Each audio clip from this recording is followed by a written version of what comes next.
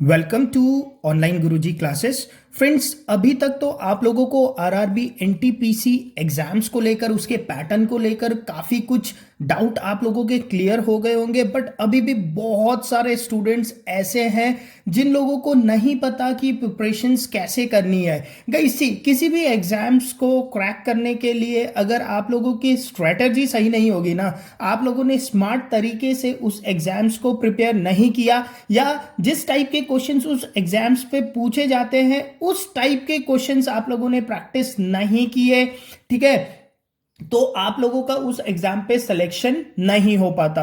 तो सबसे ज्यादा और सबसे इंपॉर्टेंट बात है, आप लोगों को पता होना चाहिए गाइस कि आप लोगों ने किस टाइप से प्रिपरेशन करनी है इस एग्जाम्स के लिए। फ्रेंड्स, अभी भी आप लोगों के पास काफी टाइम है। अगर अभी भी आप लोग अपने टाइम को यूटिलाइज करते हो ना, जैसे ये लॉकडाउन ओपन होगा वैसे ही आप लोगों के एग्जाम स्टार्ट हो जाएंगे, सारे एग्जाम स्टार्ट हो जाएंगे, ठीक है। तो फिर वहां पर आप लोगों को टाइम की कमी लगेगी।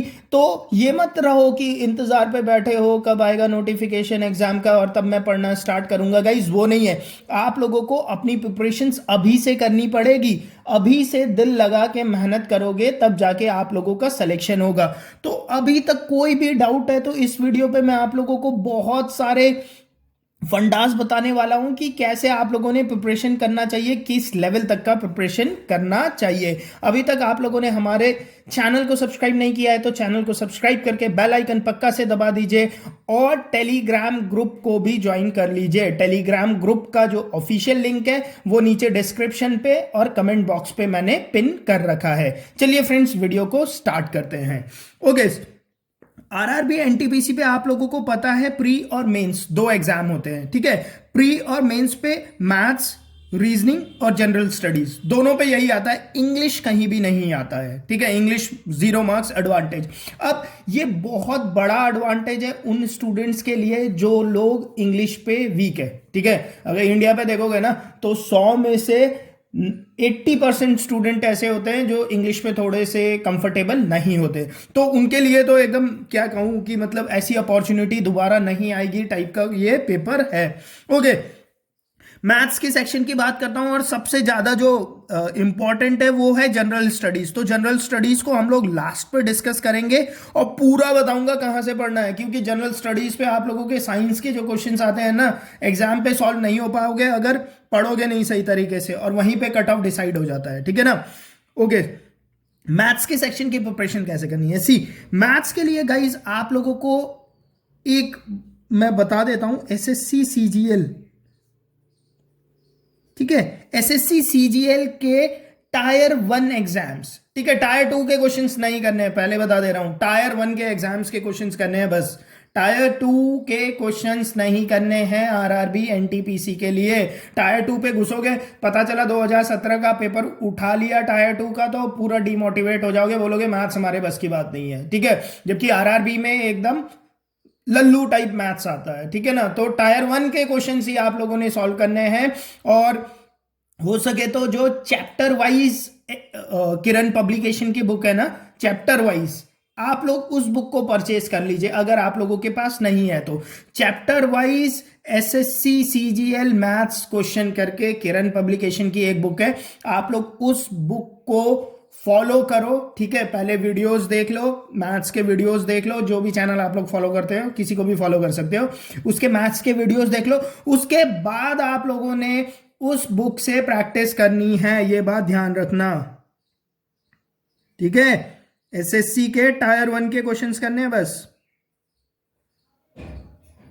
टायर 1 के, टायर 2 के नहीं करने। अच्छा, अब जो लोग पहले से एसएससी सीजीएल का एग्जाम, मतलब इतने बहुत सारे होंगे जिन्होंने प्री पहले क्लियर किया होगा, मेंस नहीं हो पाया होगा, या काफी टाइम से प्रिपेयर कर रहे हैं, उनके मैथ्स अच्छी है, तो गाइस आप लोगों ने क्या करना है, आप लोगों ने सिर्फ डेली टायर 1 का एक मॉक देना है, ठीक है।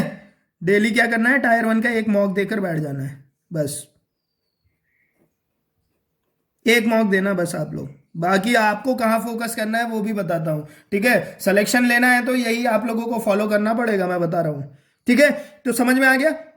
जो लोग पहली बार अपियर हो रहे हैं उन्होंने एसएससी सीजीएल टायर 1 के सारे क्वेश्चन सॉल्व कर लेने हैं। जो पहले से प्रिपेयर कर रहे हैं 1-2 साल हो गया और जिनका मैथ्स अच्छा है उन लोगों ने क्या करना है, डेली का एसएससी सीजीएल का टायर 1 के एग्जाम्स के मॉक प्रैक्टिस करने हैं घर पे बैठ के।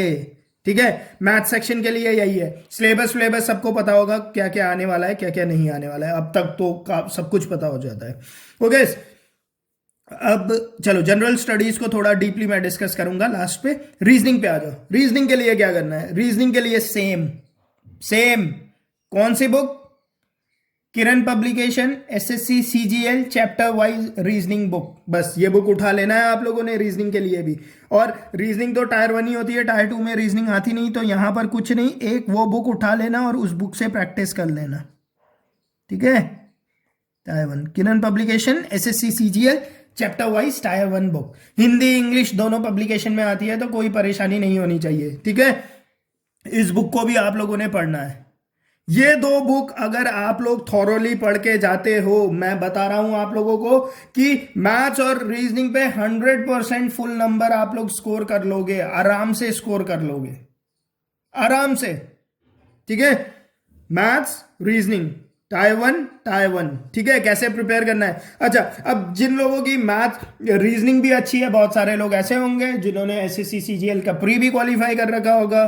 ठीक है, उन लोगों ने क्या करना है, उन लोगों ने टायर 1 का डेली एक मॉक करना है बस। क्योंकि आप लोगों के कंसेप्ट क्लियर है, एग्जाम क्लियर करके बैठे हो तो।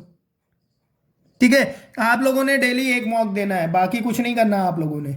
ठीक है, क्योंकि जिन लोगों ने पहले से क्लियर किया है ना, उनका मैथ्स रीजनिंग अच्छा है ना, तो उन्हें फोकस करना है जनरल स्टडीज पे। बस गेम यहीं पर चेंज होता है, एनटीपीसी एग्जाम्स का गेम ही चेंज जनरल स्टडीज ने करना है।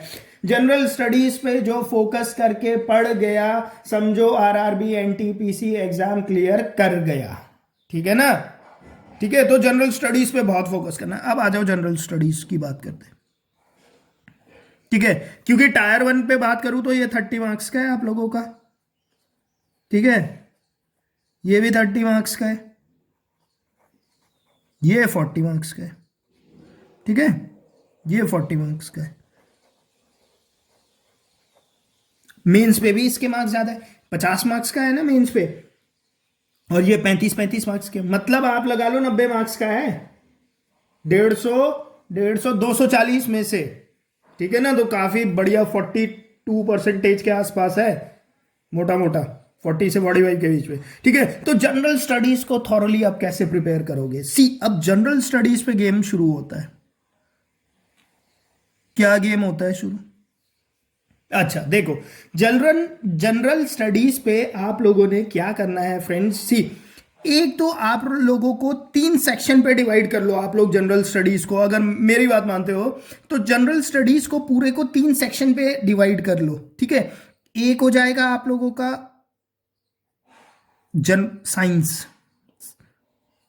क्यों बताऊं? क्योंकि 40 में से 15 क्वेश्चन साइंस के होने वाले हैं, तो एक चंक तो वही हो गया साइंस, 15 क्वेश्चंस मान के चलो। सेकंड आप लोगों का हो जाएगा, यहां पर आएगा लगभग करंट अफेयर्स, बहुत क्वेश्चन आएंगे, एक चंक ये हो गया। ठीक है, और एक चंक आपका हो जाएगा स्टैटिक जीके का। स्टैटिक जीके की अगर मैं बात करूं तो उस पर आप लोगों की ज्योग्राफी, पॉलिटी, हिस्ट्री, इकोनॉमिक्स सब चीज आ जाएगा यहां पर कवर। ठीक है, स्टैटिक। ठीक है, इसका मतलब जनरल स्टडीज को आप लोग 3 पार्ट पे डिवाइड कर सकते हो। एक्सपेक्टेड ये है मेरा कि करंट के 10 क्वेश्चन होंगे, इसके 15 क्वेश्चन होंगे, ये एक एक्सपेक्टेड फिगर है, लगभग यही होगा। ठीक है, तो साइंस को पढ़ना बहुत ज्यादा इंपॉर्टेंट है, इससे मुझे पता चल गया। क्योंकि मैं बता रहा हूं ना गाइस, एक दो नंबर पे सब चीज चेंज हो जाता है। इतनी बात ध्यान रखना, आप लोगों ने एक साइंस नहीं पढ़ा या आप लोगों ने करंट अफेयर्स नहीं पढ़ा या स्टैटिक नहीं पढ़ा तो नहीं निकलेगा पेपर। कट ऑफ जब जाएगा ना, तो कट ऑफ जब देखोगे तो पता चल जाएगा। उसके बाद क्या होगा, रोना शुरू, चिटिंग हुई होगी पक्का, पेपर लीक हुआ होगा। अरे लोग पढ़ते हैं यार मैथ्स एकदम मतलब क्या बताऊँ, लेवल 1 मैथ्स आता है, इस पे 30 सब स्कोर कर लेंगे, ठीक है। 1 लाख बच्चे ऐसे होंगे जिस पे 30 स्कोर कर लेंगे। इधर भी रीजनिंग पे 30 मार्क्स स्कोर करने वाले 1 लाख बच्चे होंगे इंडिया पे। अब यहां पर चेंज हो जाता है गेम, बस जो पढ़ गया इसे वो सेलेक्ट हो गया, ठीक है ना। अच्छा, अब आ जाओ करंट अफेयर्स की तैयारी कैसे करें, साइंस की तैयारी कैसे करें, स्टैटिक की तैयारी कैसे करें, ठीक है। अब देखो गाइस, साइंस सेक्शन के लिए, ठीक है, आप लोगों को फिजिक्स, केमिस्ट्री और बायो पढ़ना है।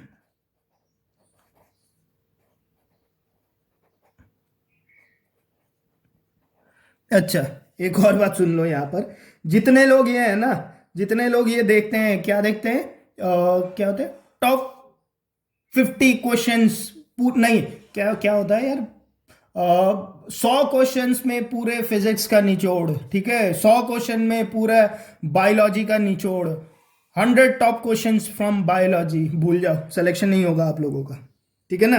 अगर ऐसे ऐसे वीडियो देखने वाले हो ना आप लोग, तो भूल जाओ, इससे बढ़िया तैयारी मत करो, ठीक है।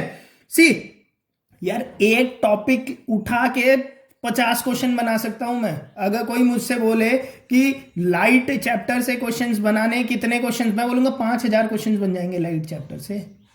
उसके बाद भी कोई सीमा ही नहीं है। बट हाँ, लाइट चैप्टर किसी ने पढ़ा हुआ है, उसके कंसेप्ट क्लियर है, उसे पता है, सारे लॉजिक पता है, क्यों ये चीज होता है, क्यों ऐसा होता है, क्यों ये होता है, उसके लिए क्या है, 50 क्वेश्चन बने, 500 क्वेश्चन बने, 5000 क्वेश्चन बने, वो एग्जाम को क्लियर कर सकता है। तो आप लोगों ने थॉरली पढ़ना है फिजिक्स, केमिस्ट्री और बायो। पढ़ोगे कहां से, अब सेकंड क्वेश्चन ये आता है, ठीक है, पढ़ना तो है, पता चल गया, बट पढ़े कहां से सर। सी, अगर आप लोगों को बहुत अच्छे तरीके से पढ़ना है, ठीक है, आप लोग चाहते हो कि एक भी क्वेश्चन आप लोगों के एग्जाम्स पे साइंस सेक्शन का मिस ना हो, तो आप लोग पढ़ लेना NIOS के मटेरियल से।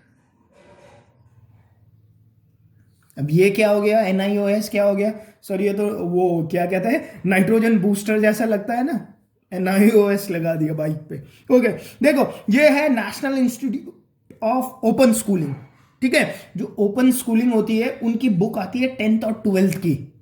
उसकी ना आप लोगों को, चलो बुक तो अगर नहीं ले सकते हो कोई नहीं, बुक ले सकते हो तो वेल एंड गुड, बुक नहीं ले सकते, NCERT मत फॉलो करना, एक बात बता देता हूं, ठीक है, इसे ही फॉलो करना, NIOS को, इस पे अच्छा मटेरियल है, ठीक है।